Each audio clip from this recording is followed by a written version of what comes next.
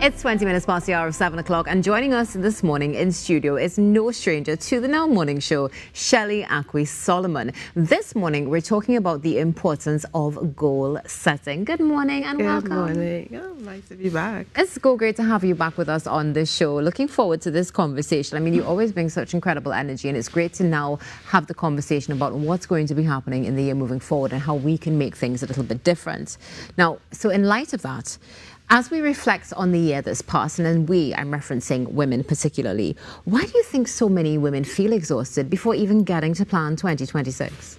I think we set unrealistic goals for ourselves. We don't really time our task, and therefore we put too many things on our list to get completed, and then we feel exhausted trying to accomplish those things, and then we feel even more exhausted looking at the list and saying, wow, we haven't even touched half of what we have put there. So I think that, we push ourselves, we don't rest, and we have unrealistic timelines and the amount of work that we put into 1 year.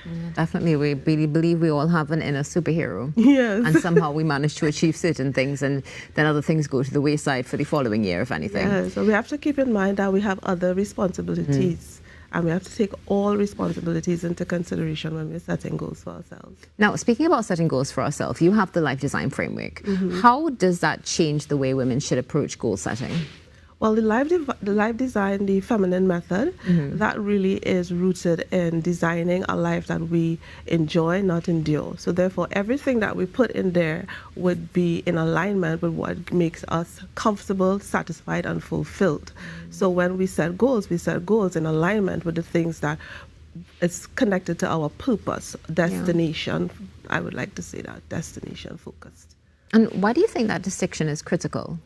Sorry? Why do you think that distinction is critical between goal setting and life design? It's critical because when we set goals and we set goals in a vacuum, we lose the incentive. We don't understand why are we doing this? What is it going to do for our lives? What is it going to bring to our lives in the future? How is it going to impact our children, our homes, our community? So we just setting goals just to say, well, we set a goal and we want to do this. But when you set a goal that is in alignment with your life design, now we're moving towards purpose. Something that is so important, Yes. especially for that long-term success, not just in this form, but in many other forms, even the spiritual form, for example. Yes. So let's speak about women setting financial goals, specifically female entrepreneurs. Are there any mistakes that you have noticed that women tend to make? Yes, we do the math, but we don't do the marketing. And marketing hands over the sales. Right. So we can do all the math we want. If we don't have a strategy to accomplish the goal that we have set for ourselves, we are not going to hit it. So that's one of the big mistakes I see. We said, I want $1 million, and we worked out the mathematics for that, But we don't put anything in place beside posting or running ads and saying, buy this for me. But there must be a marketing strategy. And with that marketing strategy, it has to have a sales funnel attached to that, as well as some form of visibility. So we need to master marketing in addition to doing the math. So what I hear is, we need to be account managers at the same time. But definitely understood, because yes, we're very logical. We say, all right, so I can do X, Y, and Z. I can break this up into each quarter, and these are what my returns are going to be, but not necessarily, as you mentioned, the funneling down of everything. Yeah, we don't focus on funnels. And as my husband often says, if the funnel isn't flowing, we're not making sense, because we have no finances coming out at the end. Yeah. So yes, we can have, okay, I'm going to make $2,000 this month. I have to make $200 a day. But how are you going to do it? We have to move beyond what we call goal setting. Right. We have to move into strategy and execution. Now, this is a lot to manage, right, what you're saying. On top of, as you would have mentioned, there are so many other things going on, other responsibilities that women do have. So how can women set ambitious financial goals without sacrificing mental health and physical health as well? Well, as we always say, right, if we don't put ourselves at the top of the priority list, then everything piles on us, and we will feel the weight of that. So before we set a goal, before we decide what we want to do, we have to look at all areas of our lives, and then we have to realistically plan a roadmap to get to our goal. In the planning, we will also have a preparation phase. So we could plan all we want, but life is not static. Things happen. So we have to also prepare for eventualities. And in the preparation, that will save us as well. So let's plan properly. Let's take all things into consideration. Let's keep ourselves on the top of the priority list. Let's understand that we have multiple roles and responsibilities. And when we're setting our goal, let's make sure that we have a roadmap to get there. So we're hearing lots of things to take note of course, especially not just going into 2026, but in life in general. But just going back to 2026 in the preparation, do you have any recommendations, let's say some practical steps, that specifically, I'll say, Caribbean women can take in order to prepare? Because many times on social media, we are inundated with all these different strategies and tips and tricks. But the reality is we are different. We are in a different culture, a different society. Our people consume in a different way. So what practical tips could you share with us? The first thing I'll say is do some reflection and get very familiar with what you're capable of doing. What is your capacity? What worked well, what didn't work well this year?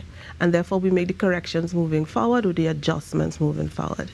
I would also say to women, especially if you're a career or you are an entrepreneur, put systems in place so that you don't have to manually do everything. So whether it is sales, marketing, talking to your customers, delivery, make sure that you're putting systems in place, and as much as possible, automate as many of those things as possible, right? So that you have the freedom, because remember, we are not just looking for financial freedom.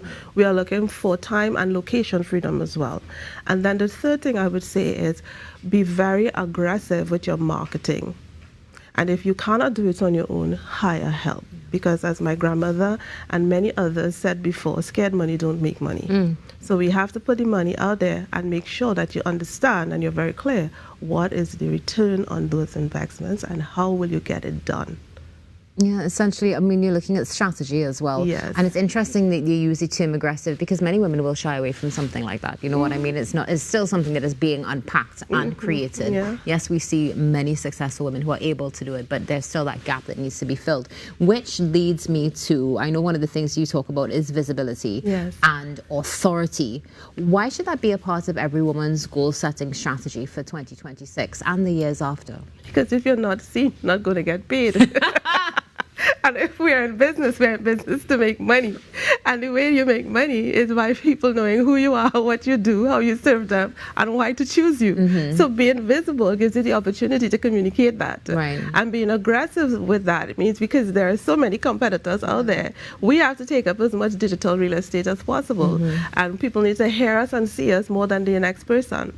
All right, so we get clear on our message, we get clear on our culture, we get clear on our core values, why we are doing what we're doing, our brand story, and our goals. And stay focused on the strategy. Stop being random. Yeah, and don't worry about people thinking, are we too loud as women? Be loud. Yeah, you know, it's interesting you said that as well, because one of the things that also comes to mind is the fact that it's not just about setting goals, it's about an entire mindset shift that will then go on to your entire life. And one of the things that we see for many is being stuck in a survival mode and not in a, let's say, thriving mode. So how can we move from having survival-based goals specifically to having those that are purpose-driven? We move to the future. The mistake that we make sometimes, or often I've seen, is that we set goals from where we are. And if we are in, if we're in a state of survival, then we will set goals based on that. But if we set goals based on the future, where do we want to be? What does that look like? How do we look? How do we feel? What will we accomplish? Then you set a roadmap to take us there. And that's how we move out of survival into destination focus goals. And any practical first steps that a woman can take in order to, let's say, reset her goals for 2026? Well, I'll always say believe in yourself. Yeah, walk away from cultural coding that tells us to shine but not too brightly, to speak but not too loudly, to win but not too big. Decide that you deserve a space and you're going to take your space, and then speak up, show up, and shine.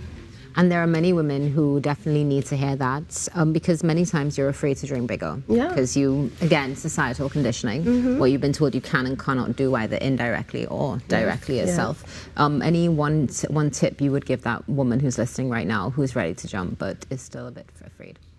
I would say to look inside, decide who you are and what you want to show up, and how you want to show up and what you want people to say about you or know about you. I will also say work on refining your skills and up-leveling your knowledge.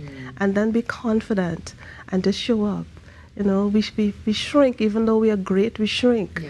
And we need to walk away from that because somebody else is going to walk in and take your spot. And it wasn't that you weren't capable or competent, you just weren't confident. Yeah. Very, very important. So important C's to keep in mind as well. Shelly, before we close our conversation, would you kindly take a look at this camera here and share a Christmas greeting with Trinidad and Tobago?